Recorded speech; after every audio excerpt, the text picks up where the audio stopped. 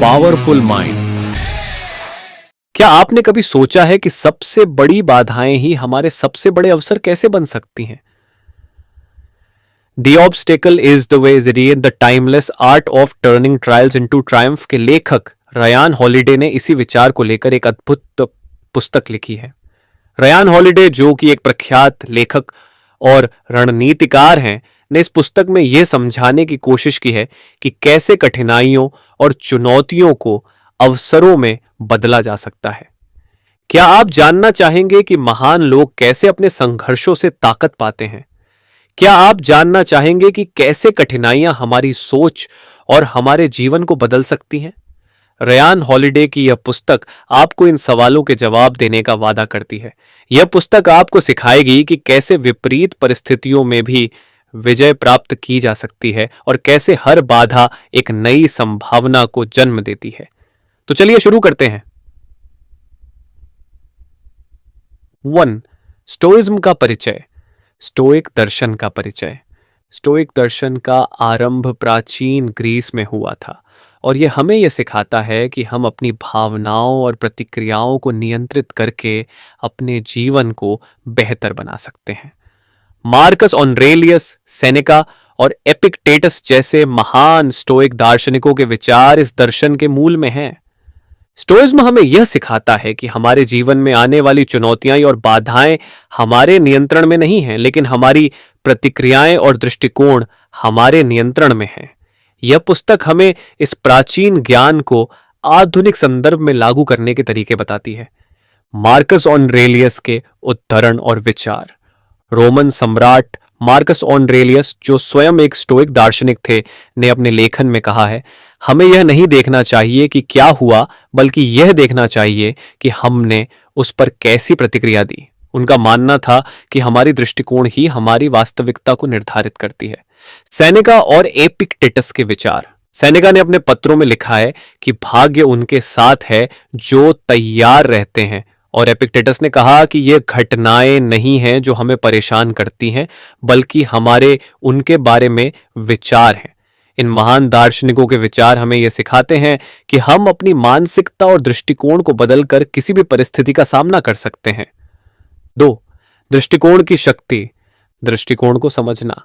हमारा दृष्टिकोण हमारे अनुभवों को प्रभावित करता है। जब हम किसी समस्या का सामना करते हैं तो हमारा पहला कदम होता है कि हम उसे किस प्रकार देखते हैं। यदि हम इसे एक बाधा के रूप में देखते हैं तो हम निराश हो सकते हैं, लेकिन यदि हम इसे एक अवसर के रूप में देखते हैं तो हम इसे पार करने के लिए प्रेरित हो सकते हैं। दृष्टिकोण पर नियंत्रण। दृष्टिकोण पर नियंत्रण पाने के लिए हमें अपने विचारों को नियंत्रित करना सीखना चाहिए। हमें यह समझना चाहिए कि हम अपनी सोच को कैसे सकारात्मक बना सकते हैं और नकारात्मकता को कैसे दूर कर सकते हैं। यह प्रक्रिया हमारे मानसिक और भावनात्मक स्वास्थ्य को सुधार सकती है। चुनौतियों को पुनः परिभाषित करना। प्रत्येक चुनौती को एक अवसर के रूप में देखने का अभ्यास करें। जब भी हम किसी समस्या का सामना करते हैं तो हमें यह सोचना चाहिए कि इसमें हमारे लिए क्या सीखने का अवसर है और हम इसे कैसे अपने लाभ में बदल सकते हैं। उदाहरण के लिए, थॉमस एडिसन ने अपने हजारों असफल प्रयासों को यह कहकर सकारात्मक रूप में देखा, मैंने 10,000 तरीके खोजे हैं जो काम नहीं करते। 3. क्रिया का महत्व। पहला कदम उठाना। जब हम किसी समस्या का सामना करते हैं तो हमें फेल करना महत्वपूर्ण है। हमें यह समझना चाहिए कि बिना किसी कार्रवाई के कोई परिवर्तन नहीं हो सकता। हमें अपने लक्ष्य की दिशा में पहला कदम उठाने के लिए साहस जुटाना होगा।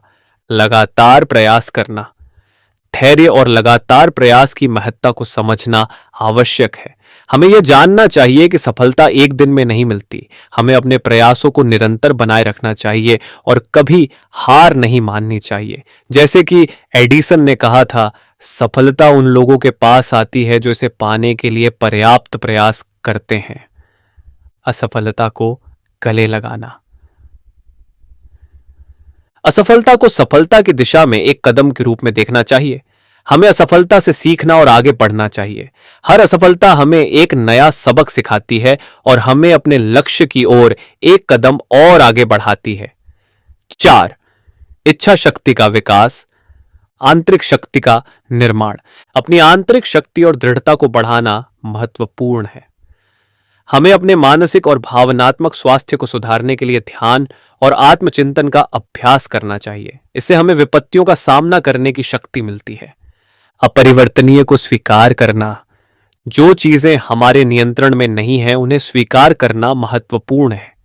हमें यह समझना चाहिए कि कुछ घटनाएं हमारे नियंत्रण से बाहर होती हैं और उन्हें स्वीकार करके हम अपने मानसिक शांति को बनाए रख सकते हैं। विपत्तियों से सीखना। विपत्तियों से सीखना और उन्हें अपने लाभ में बदलना एक महत्वपूर्ण गुण है। हमें यह समझना चाहिए कि प्रत्येक विपत्ति हमें एक नया सबक सिखाती है और हमें और अधिक मजबूत बनाती है। उदाहरण के लिए, नेल्सन मंडेला ने अपनी कठिनाइयों को अपने जीवन का सबसे बड़ा शिक्षक माना। 5. ऐतिहासिक उदाहरण और केस स्टडी। प्राचीन इतिहास के उदाहरण।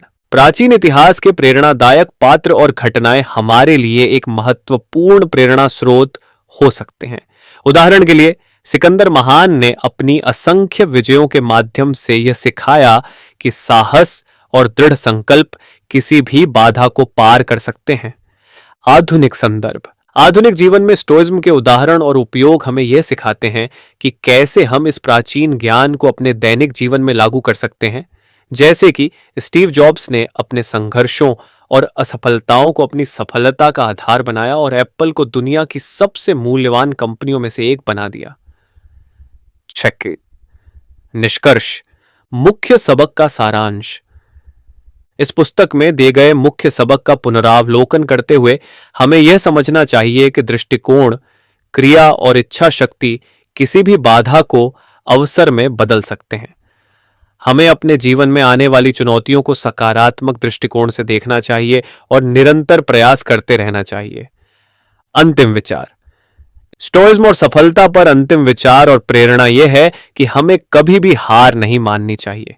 हमें अपने लक्ष्य की दिशा में निरंतर प्रयास करते रहना चाहिए और विपत्तियों का सामना करने के लिए तैयार रहना चाहिए। यह पुस्तक हमें यह सिखाती है कि हम अपनी सोच और दृष्टिकोण को बदलकर किसी भी समस्या का समाधान पा सकते हैं। Message and learnings. संदेश और सीख। The obstacle is the way. हमें यह सिखाती है कि चुनौतियां और बाधाएं जीवन का हिस्सा हैं, लेकिन यह हमारे दृष्टिकोण, क्रिया और इच्छा शक्ति पर निर्भर करता है कि हम इनसे कैसे निपटते हैं। स्टोइक दर्शन हमें यह सिखाता है कि हम अपनी भावनाओं को नियंत्रित करके, सकारात्मक दृष्टिकोण अपनाकर और लगातार प्रयास करके किसी भी बाधा को अवसर में बदल सकते हैं। आशा करते हैं कि ये वीडियो आपको काफी पसंद आया होगा। तो ऐसे और वीडियोस के लिए बने रहिए हमारे चैनल पावरफुल माइंड्स के साथ। धन्यवाद।